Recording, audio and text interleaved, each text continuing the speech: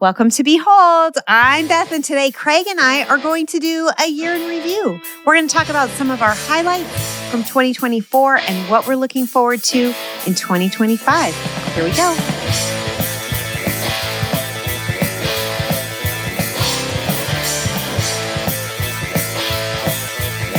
Hey, Craig. How you doing, Beth?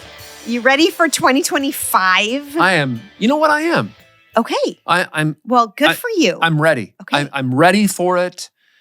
You know, it's always, you never know what God's going to do in 2025, but I'm ready for it. Yeah, bring it on. Yeah. I was having a little conversation about the year 2000, Y2K, with some of my coworkers. One of them who wasn't even born yet. I was going to say. And the other ones were young teenagers. And I was like, well, I was a grown-up. So the end of the world. The end of the world is going to be Y2K 0.25. Yeah, exactly. For those of you who are younger, then Google Y2K and you'll have all kinds of conspiracy theories. Everyone thought from when 1999 ended and turned into 2000, like all the computers were going to shut down. We weren't going to have power. The grids would be messed up, blah, blah, blah, blah, blah. There'd be mayhem in the land. And it was like, clink. Yeah. Absolutely. Okay, we're all right. It was almost disappointing. Nothing happened. You mean I can't use my bunker and my generator? Come on. Well, you could. But That's true. Yeah.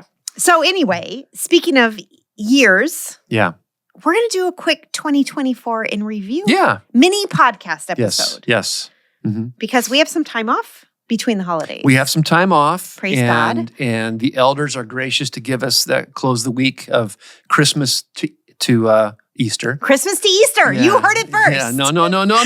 No. Christmas to New Year's. Well, those are the only days we work, Christmas and Easter. That's true. Right? But we work really hard on those days. We do, real hard. Really hard, yeah. Anyway. So 2024, looking back. Our 2024 in review, we're going to talk about a personal highlight. Okay. Behold podcast. Wow, I forgot. Maybe you should. Craig, what are we going to talk about today? Apparently someone's been celebrating the new year a little soon. I'm just saying. Too much dead air, B. Talk. Use words. Okay, I thought you were going to take over for me. No. Personal highlights. A Behold podcast highlight and an Arcade Church highlight. Oh, okay. All right. We'll do each one down the line. Okay, you do personal highlight first. Okay. This year, I turned the big 50. Wow. I'm 50. Wow. And fully embraced it. But what was so cool is for my birthday, all my kids showed up. Mm-hmm. And it was so great to spend time with them, just celebrating, having fun. Even going to Costco with like 6 adults was weird and fun. And two, the fact that your kids were with you, your kids are all over the map. Yeah. You've got one in LA, Yep. you've got another daughter and son-in-law in Boston, and then your youngest is still here. And so they express love to you by showing up. Yep. And just converging. So that's pretty cool. It was so cool. Yeah. I loved it. That was my personal highlight. And the party they threw was a blast. Yeah. That was a lot of fun. Yeah. It was a lot of fun. Yeah. What about Mine was the Arcade Church here is very gracious to those of us who are in executive leadership, that they every 5 years they give us 2 months off as a sabbatical. Yeah. And I had planned on Planet Craig that Debbie and I would do minimal traveling, but I had a big, huge, long reading list of books that I wanted to do, that I wanted to read. And about a week before, it seems like my timetable could be off, but about a week before the sabbatical started, our son and daughter-in-law called us and go, hey. Anytime the conversation starts with, hey, you're like, it's coming. They called us and they're renovating their house. They live in the Bay Area and they're renovating their house, and so they couldn't occupy it. Oh. And so they said, could we come for the summer and live at my casa? Oh. And so they came with their children and their dog, and they lived with us the whole time, the whole summer. And there was a part of me, and this is full disclosure. There's a part of me, I love my family, but I was looking forward to having just downtime where I could be able to read and go for walks, play a little bit of golf, and do a little bit of traveling. Beth, I got to do all of that stuff, but it all pales in comparison to hanging out with my son, my daughter-in-law, and my grandkids the entire summer. We set up our laundry room for Scott and his office because he can work remotely. Yep. So he put all of his computers up, all of his screens, and then, you could only do laundry from 5 p.m. on. It couldn't be during working hours. Couldn't do it then. But it was the best gift that Debbie and I could have asked. I mean, we were both in tears when they left because it was just a blast. We loved having them at kids camp. Yeah, we had Silas and LJ. They loved it camp. too. In fact, they want to come next year. Awesome. They want to come next year. So that was my highlight of 2024. That's pretty cool. Yeah. Okay, Behold highlight. You go first this time. Behold, your favorite podcast episode. Well, it was a two-parter, but it was the intertestamental period. The 500 silent years. I always loved doing history stuff, and I don't get a chance to exercise that muscle a whole lot. Yeah, you've been as a pastor, a church history professor. People may not know. Yeah.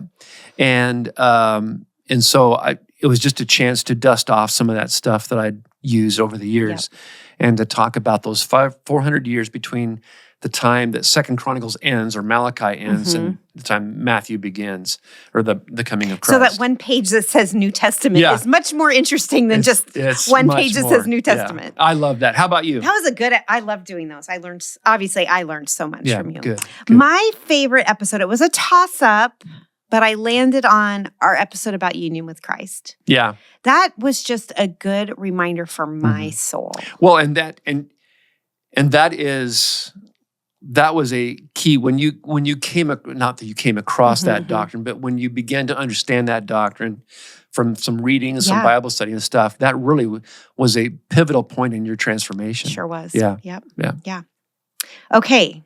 Last but not least, Arcade Church highlight. Okay, you go first. You don't want to rock, paper, scissors it?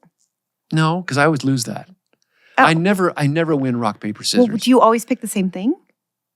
Maybe pick something different. Well, I figure sooner or later I'm going to win on this one thing, but I never win. I don't win in rock. I don't want to play it. No, you can't make me. All right. So my favorite Arcade Church highlight. You be Jesus and you go first. Wow. Thanks, Craig. Thanks for giving me the opportunity to be Jesus. Yeah, right. Okay. My highlight. I'm going to tell a little story. Okay. We write our own kids camp curriculum. Yes. My friend and co-writer Ronnie Ernenpuch and I, we kind of got the ball rolling and we got some of the details hammered out. And then she texted me and said, "Don't forget you have to name the beach." Because our kids camp was called Diving In and it was going to take place on a fictitious beach. Okay.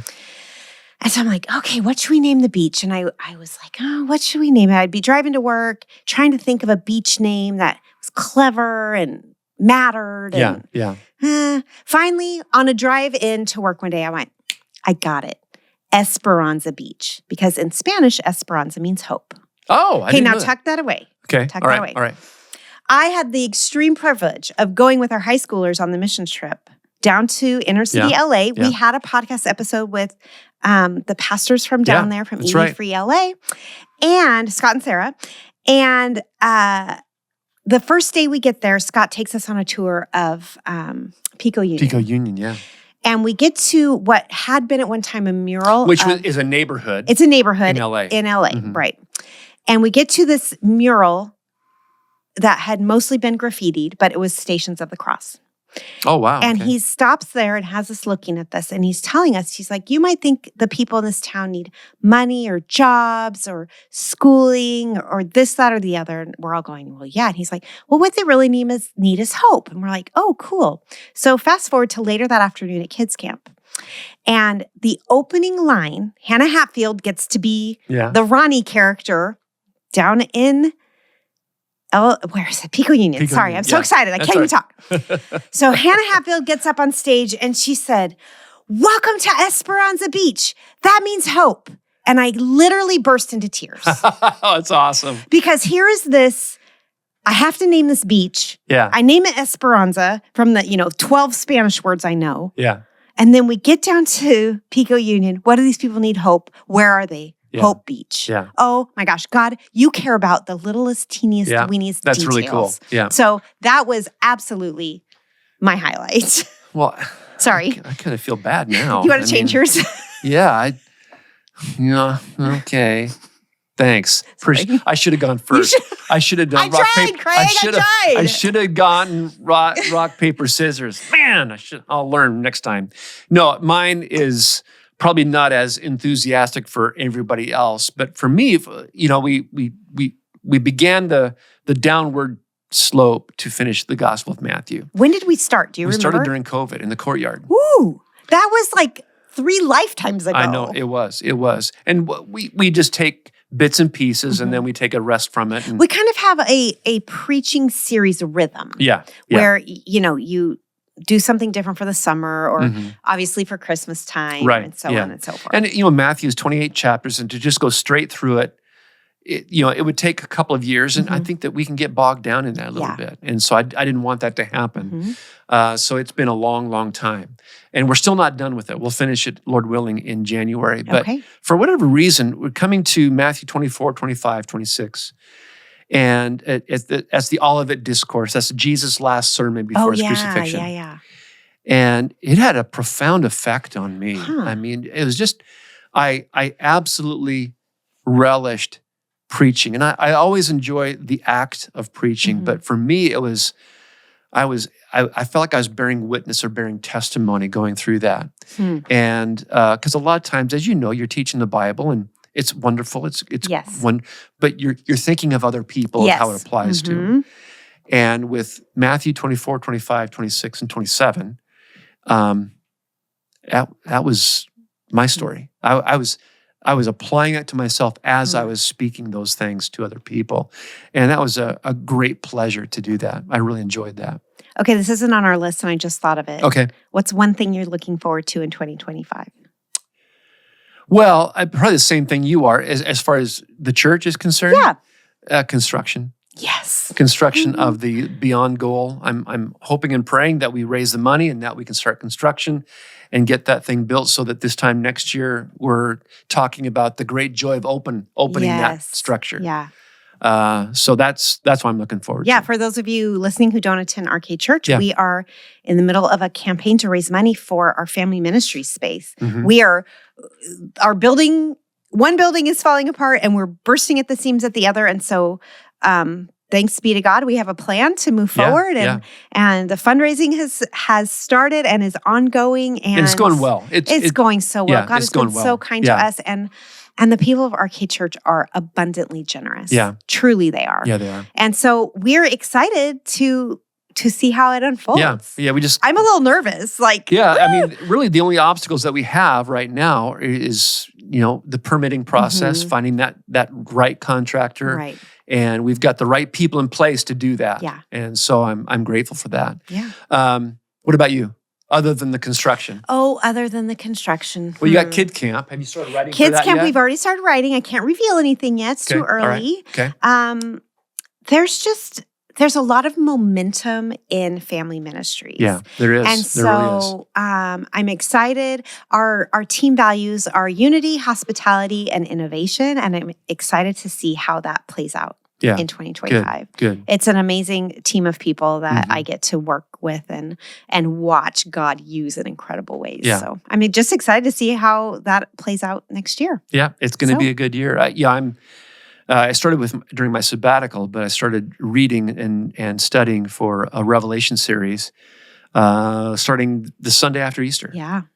And so that'll be in April. I'm looking forward to that, but we'll see what happens there. Good. Yeah, it's been a while. It has. Awesome. So, well, I'm excited. Yeah, it's going to be a good year. Yeah, and thanks for listening. Thank you for being a part of our show. We love getting emails from you. We love hearing how and when you're watching or listening. I get texts from friends, I don't know if you do too, that they were laughing about the pink Santa and et cetera from the last couple shows. But we love doing this together and we love hearing from and interacting with you. So thanks for watching and listening. Have a blessed rest of 2024 and an awesome 2025. See you around. Bye-bye.